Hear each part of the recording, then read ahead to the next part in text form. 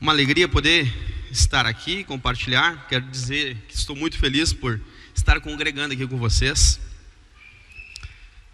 E eu quero pedir também desculpa desde já, porque eu estou com uma coceirinha chata na garganta.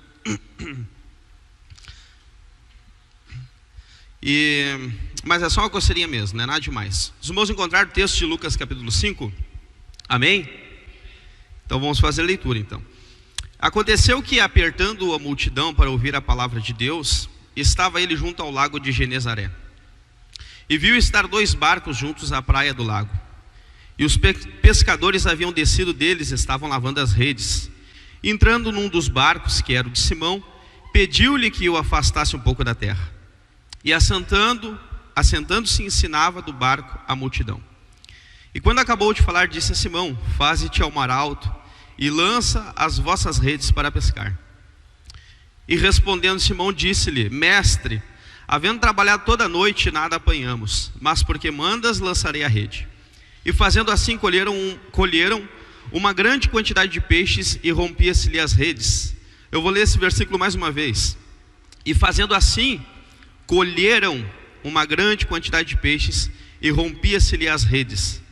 E fizeram sinal aos companheiros que estavam no outro barco para que fossem ajudar.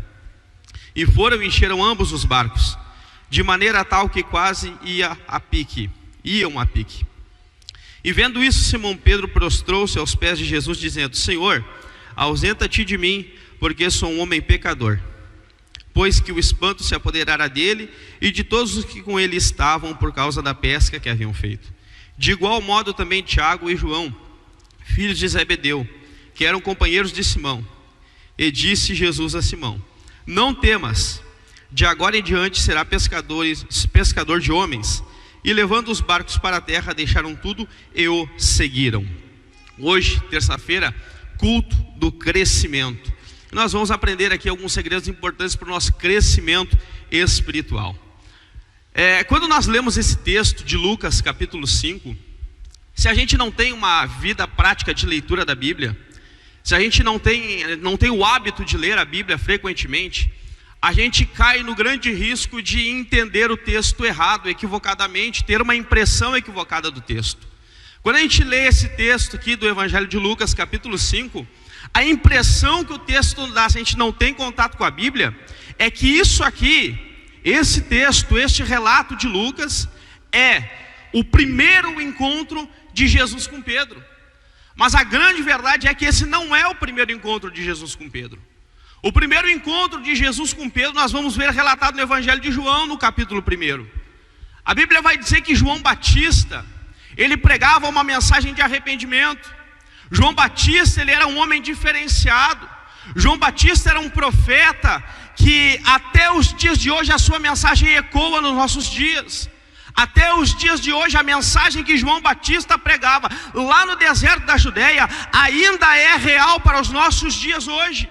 João Batista pregava e ele enfrentava a religiosidade, ele enfrentava os religiosos da época, ele enfrentava a política da época, ele enfrentava o governo da época. Ele não era simplesmente um profeta que se vestia com pelos de animal e que comia mel silvestre e gafanhotos, não. Ele era muito mais do que isso, ele era uma referência para as pessoas daquela época, a ponto de que haviam seguidores que seguiam João Batista. Um desses seguidores era André. André, ele era seguidor de João Batista. Alguns historiadores vão dizer que André, por anseio de uma vida espiritual, ele abandona por um tempo a sua área, a sua profissão, que era a pescaria. André, ele é irmão de Simão. Ele abandona a pescaria para correr atrás, para ir atrás da vida espiritual dele. E ele abandona então a sua área profissional por um tempo. E ele começa então a seguir João Batista. E João Batista, nós sabemos, a história conta, a Bíblia conta, que Jesus, ele vai ao encontro de João Batista para quê? Para ser batizado por ele. Por quê? Porque era necessário que assim fosse feito, para que se cumprisse toda a justiça. É importante você prestar atenção em cada detalhe dessa mensagem, para que você venha entender o contexto geral. Preste atenção. André, ele está ali, é seguidor de João Batista. Agora Jesus vem até ele. Jesus vem até João Batista para ser batizado. O evangelista Mateus vai narrar essa história também. E quando Mateus narra, ele vai dizer que João vai dizer assim para Jesus: Jesus, tu vem até mim para ser batizado, mas careço que eu seja batizado por ti. Mas Jesus diz: não, João, me batiza, porque é necessário que se cumpra toda a justiça. O detalhe é que no dia seguinte, segundo o relato de João, a Bíblia vai dizer que Jesus vem passando mais uma vez, e agora João Batista, ele vai falar uma afirmativa. Afirmativa essa que vai mudar a mente de André em relação a Jesus. Afirmativa essa que vai fazer com que André abandone, deixe de seguir João Batista e comece a seguir Jesus.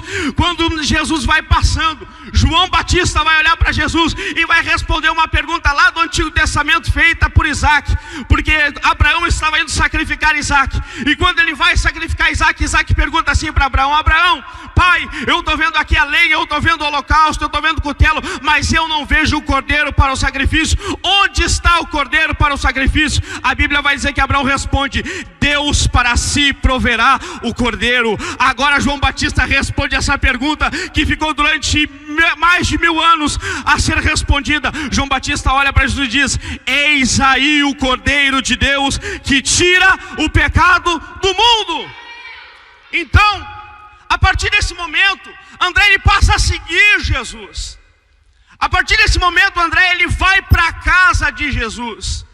É interessante que André ele fica tão feliz com a notícia que tinha encontrado o Messias, que ele vai correndo para o seu irmão Pedro.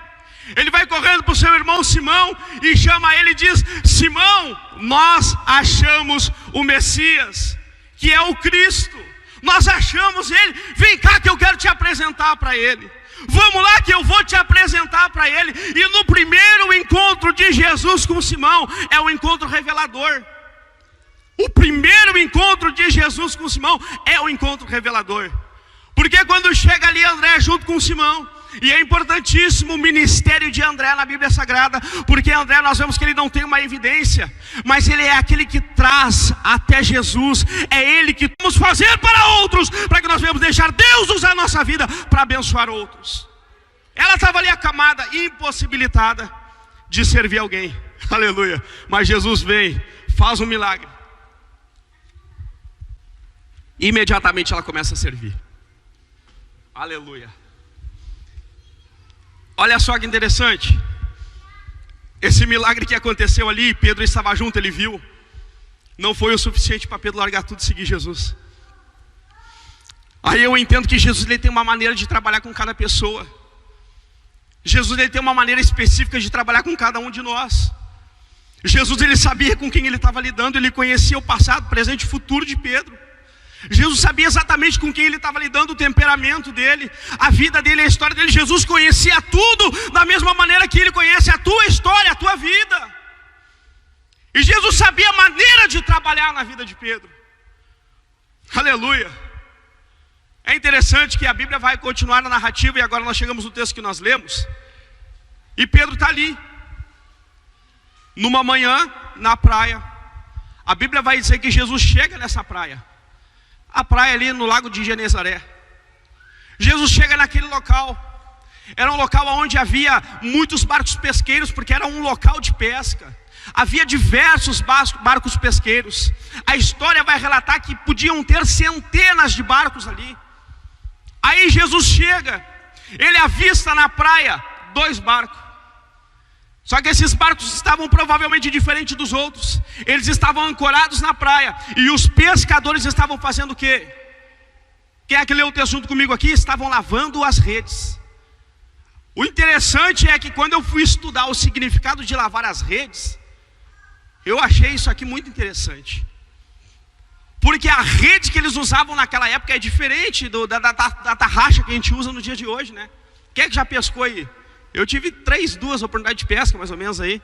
Uma na minha infância que eu fui só para olhar, né? E outra agora, mais velhinho aí com o Saulo aí, que não pegamos nada. Não pegamos nada. Mas eu ainda tenho uma desculpa, né? Eu não sou pescador. Eu não sou pescador. O Felipe falou ali, eu trabalho na área da segurança. Dessa área eu entendo. Agora de pescaria, eu não me entendo. A diferença é que Pedro, ele era profissional da área da pesca. Ele era profissional dessa área. Pedro certamente, certo dia, ele sai para pescar com os seus companheiros, com os seus sócios, André, seu irmão, Tiago e João, filhos de Zebedeu. Eles eram sócios de pesca, irmãos que pescavam, eram profissionais. E aí ele sai, quem sai para pescar? Quem sai? Eu que não sou pescador. Quando eu fui pescar com o Saulo falou, hoje é um dia bom para a gente pescar. Ou melhor, uma noite boa para a gente pescar. Hoje a gente vai ir, vai dar coisa boa lá, vamos pegar peixe. Né? Ninguém sai para pescar em dia que não... Hoje o mar está para peixe. Quem é que nunca ouviu esse ditado? Hoje o mar está para peixe. Aí Pedro, ele está ali, está com as pessoas certas, está no lugar certo, ele está na hora certa, ele está fazendo aquilo que ele sabe fazer, mas aquilo que ele sabe fazer não dá certo. Um certo irlandês falou uma frase que é magnífica, que ela descreve esse sentimento aqui. Descreve esse sentimento. O que mais frustra não é o impossível, é o possível não alcançado. Porque o impossível está fora do nosso alcance. Agora aquilo que está no nosso alcance e a gente não consegue pegar, frustra a gente. Pedro nesse momento aqui, ele passa por uma frustração na vida dele.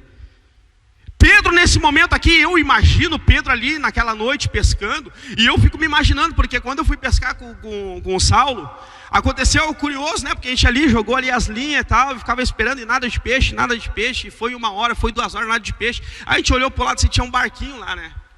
Tinha um barquinho, e como um bom pescador que o Saulo é, ele tem sempre uma tarrafa junto com ele. E aí eu olhei pro Saulo e falei, Saulo, vamos pegar aquele barco e vamos aí, vamos entrar nesse rio aí, vamos ver se a gente não pega nada. E aí entramos, eu nem sei nadar, né? Mas Jesus, não deixa esse barco virar, por favor.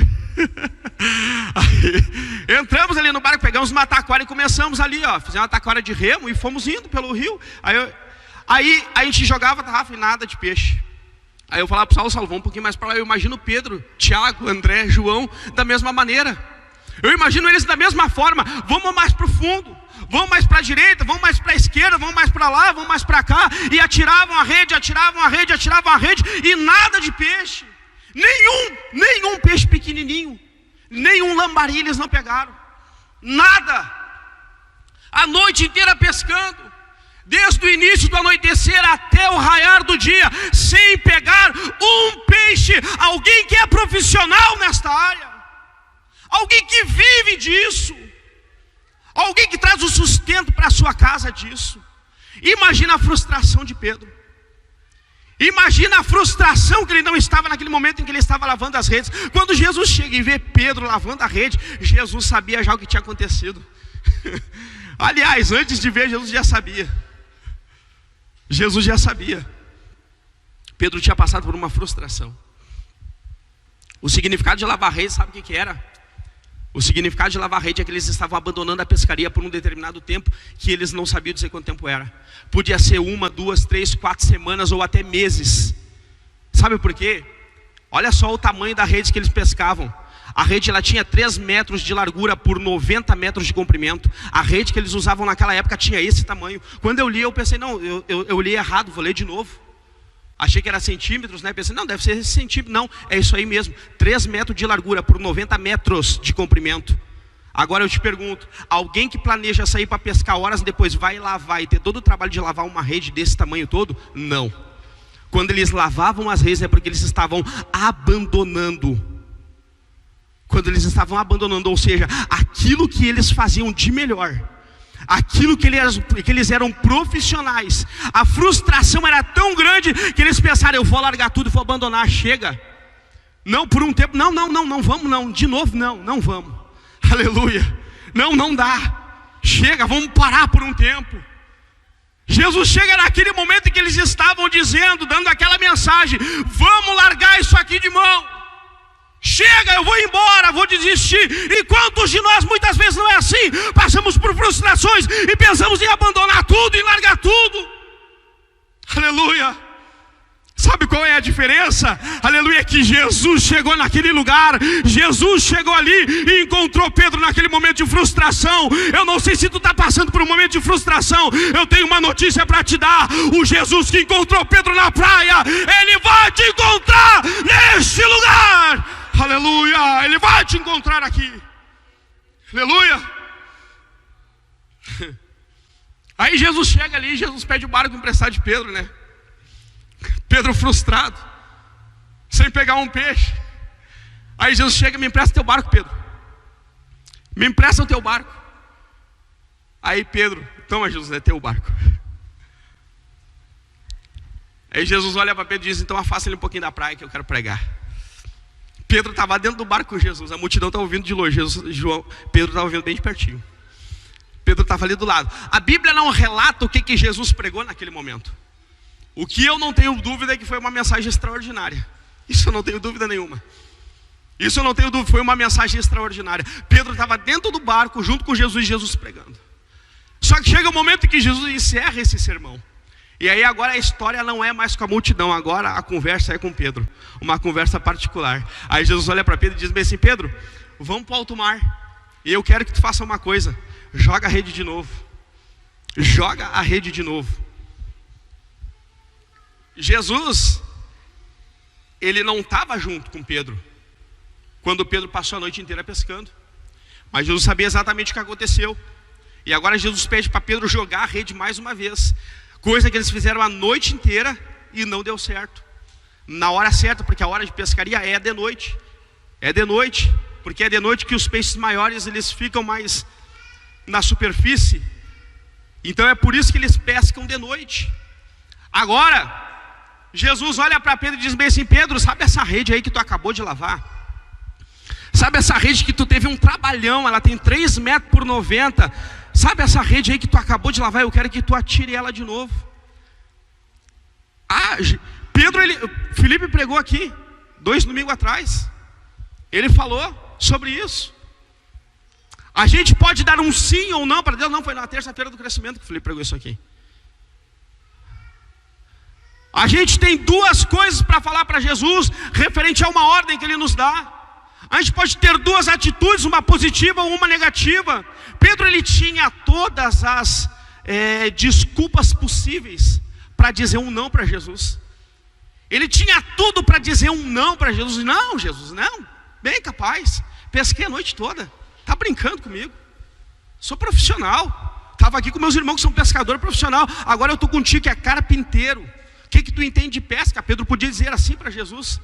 E na ótica humana, Pedro agora ele está no horário errado, ele está com os objetos corretos, mas ele está na hora errada, com a pessoa errada, e Jesus dá uma ordem para ele: joga a rede de novo.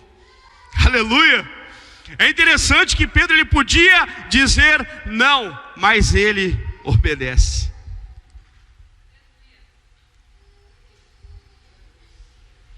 Pedro obedece a ordem de Jesus. E Pedro, quando ele obedece, ele joga a rede. A palavra vai dizer que na medida que ele joga a rede, eles colhem uma quantidade de peixes muito grande. E eu li o versículo 2 vezes.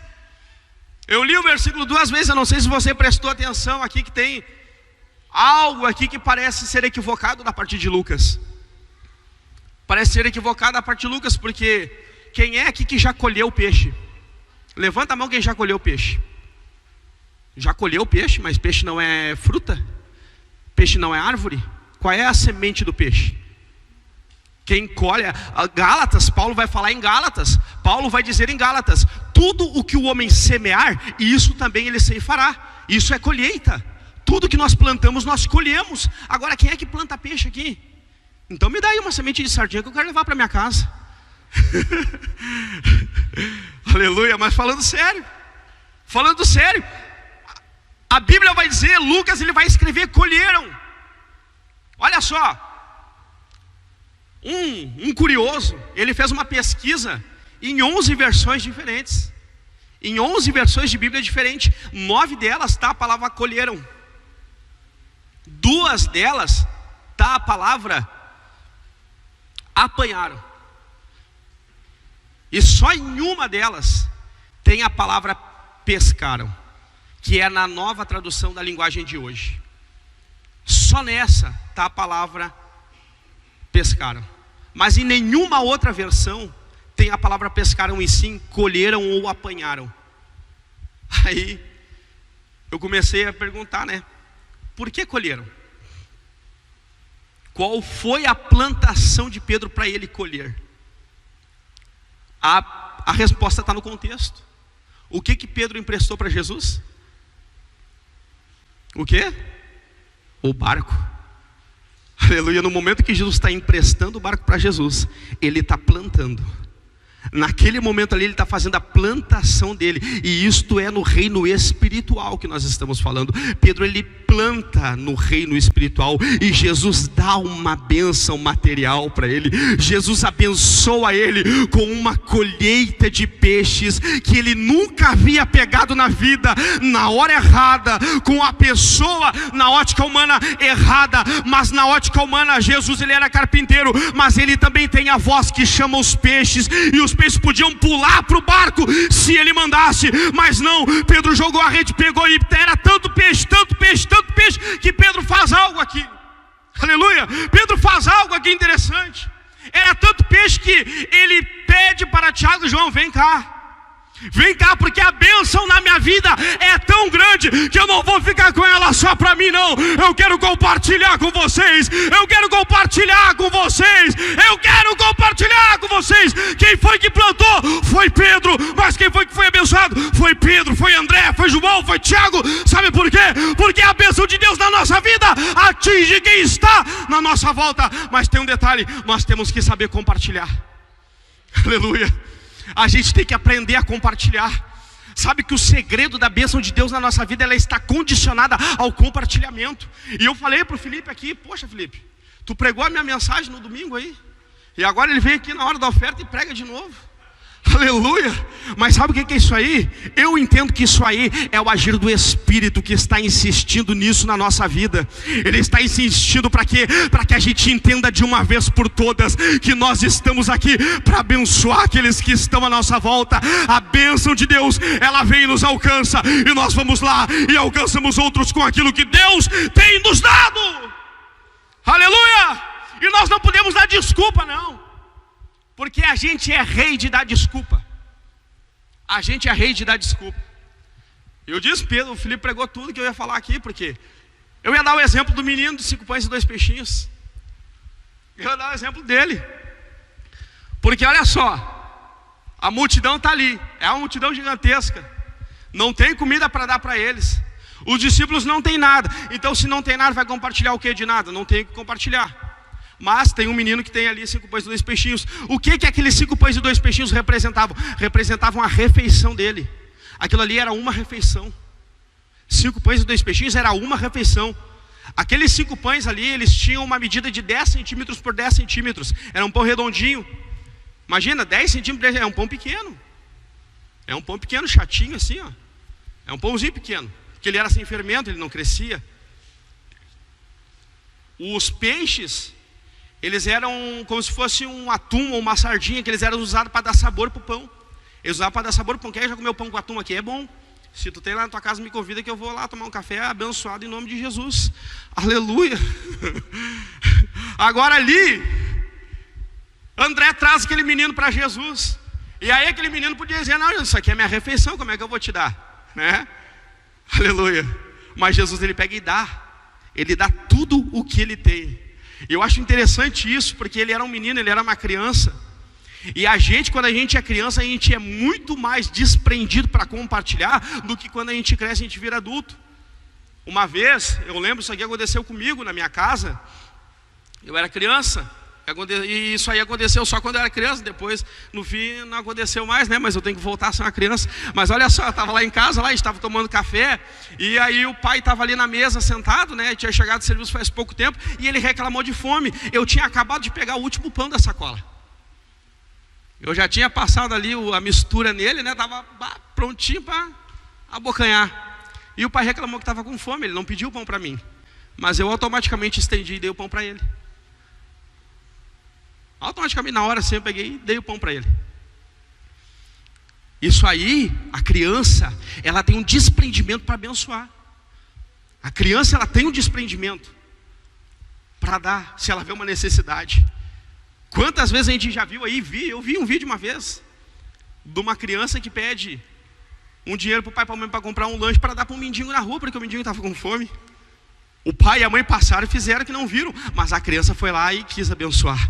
Aleluia. Agora a criança vem e dá tudo que ela tem para Jesus. Toma, Jesus. E aí é interessante que Jesus, ele usa a igreja para abençoar. Olha só, porque o que Jesus faz? Jesus, ele multiplica o pão e peixe, mas ele não distribui para a multidão. Ele dá para os discípulos e faz, compartilha com a multidão. Aleluia. Jesus, ele entrega na tua mão a bênção. Aí não interessa se é pouco, se é muito. Não, tu tem pouco. Eu não tenho como compartilhar porque é pouco que eu tenho. Entrega na mão de Jesus, ele vai multiplicar. E aí a multiplicação dele, tu vai compartilhar para muito mais do que se tu tivesse condições, do que se tu tivesse recursos. Ele multiplica e abençoa muito mais. Muito mais. O detalhe é que muita gente nos dias de hoje pensa que a gente vai levar o que nós temos para o caixão, né? Parece, pelo menos dá a impressão disso.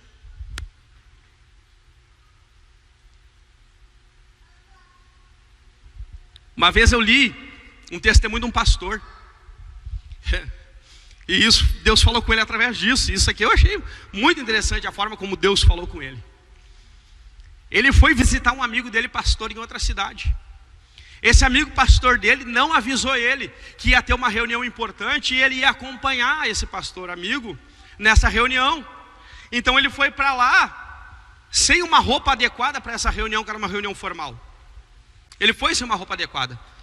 E aí ele, para não querer gastar dinheiro e comprar um terno só para ir na reunião, o hotel onde ele estava hospedado, na frente tinha uma funerária. Olha que interessante, na frente do hotel tinha uma funerária.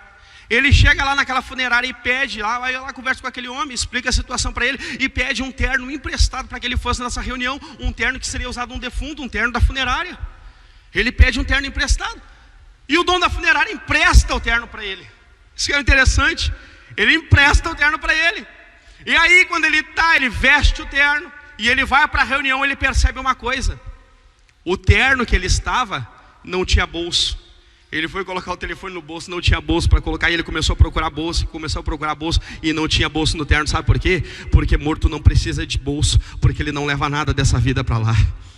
Aí ali Deus falou com ele: aleluia, tu não vai levar nada daqui. Tu não vai levar nada daqui. Por que tu está querendo mesquinhar e guardar aquilo que tu tem? Distribui, compartilha, abençoa, entrega aquilo que tu tem, que Deus vai te abençoar. Eu tenho que correr, que já deu os 30 minutos que o Felipe me deu. Aleluia. Pedro, ele compartilha aquilo que ele tem. É interessante que a Bíblia vai dizer que Pedro compartilha, eles enchem os 2 barcos e quase que os 2 barcos vão a pique. Quase que os 2 barcos vão a pique. Olha que interessante. Se os 2 barcos, com a bênção de Jesus, com a colheita de peixe que eles fizeram, quase que os 2 foram a pique, se Pedro não tivesse compartilhado, o dele certamente iria a pique. Ou seja, a bênção de Deus na nossa vida, se a gente compartilha, a gente é abençoado e transformado por Jesus. Agora, se a gente não compartilha, a tendência é que o nosso barco afunde. A tendência é o nosso barco afundar. Para o nosso barco não afundar, a gente precisa aprender a compartilhar. A gente precisa aprender a compartilhar. Aleluia. É interessante que eu vejo, eu sou bereano. Tudo que eu ouço, eu vou e olho na Bíblia para ver se está correto. Eu olho, eu sou assim, infelizmente, né? Ou felizmente, eu sou assim. E o Felipe estava pregando aqui, e depois eu fiquei em casa, né, meditando na pregação dele. E eu fui para a Bíblia. Eu gosto de ler e depois, né, ficar pensando na mensagem e ler. E o Felipe falou uma vez aqui, e eu já tinha consciência disso. Eu já tinha, através da leitura, através de mensagens que eu já tinha escutado, eu já tinha consciência disso. Mas o Espírito Santo, ele desce no dia do Pentecostes. E eu achei interessante, porque daí quando eu estava lendo, depois que o Felipe pregou aqui, eu descobri uma coisa. Isso aqui que eu descobri foi maravilhoso. Foi revelador. Olha só, o dia de Pentecostes, está todo mundo reunido orando. Ninguém impõe a mão sobre ninguém. E o Espírito desce sobre eles. O Espírito desceu sobre eles e veio um som do céu. A Bíblia diz que veio um som do céu. Quando Jesus está sendo assunto ao céu, a última coisa que ele fala, a última coisa que ele promete é poder para a igreja. Ele promete poder, a igreja começa poderosamente. Aleluia. Aí eu comecei a ler, porque a Bíblia, eu não sei se você sabe, mas ela tem outros Pentecostes na Bíblia. Tem o Pentecoste de Samaria. Só que o Pentecoste de Samaria ele é diferente do primeiro, porque no primeiro ninguém estendeu a mão sobre ninguém. Agora no Pentecoste de Samaria, os apóstolos chegam lá e estendem as mãos sobre eles, e todos são cheios do Espírito. Sabe o que eles estavam fazendo? Eles estavam compartilhando aquilo que eles tinham. Eu tenho o Espírito e eu quero compartilhar com você. Se você quiser, você vai ser cheio dele também. A Bíblia vai dizer que imediatamente eles todos são cheios naquele lugar, começam a profetizar, e o Espírito toma eles naquele lugar ali. Aleluia. Mas não fica só nisso não. Pedro, quando vai lá na casa de Cornélio, Pedro também estende as mãos sobre Cornélio. Cornélio é cheio do Espírito Santo, e a casa dele toda também é cheia. Mas não fica só por aí não. Atos 19, Apolo já tinha pregado, eles já conheciam João Batista, eles já conheciam Jesus, eles já conheciam o batismo nas águas. O que eles não conheciam era o batismo do Espírito. Mas Paulo chega, e Paulo não chega só com palavra, ele chega com poder, ele chega com autoridade, ele estende as mãos sobre eles, eles são tomados e são cheios do Espírito. Naquele lugar também tem profecia, também tem novas línguas, também tem extraordinário poder de Deus na vida deles. Aleluia. A pergunta que fica para nós é: por que tu não estende as mãos?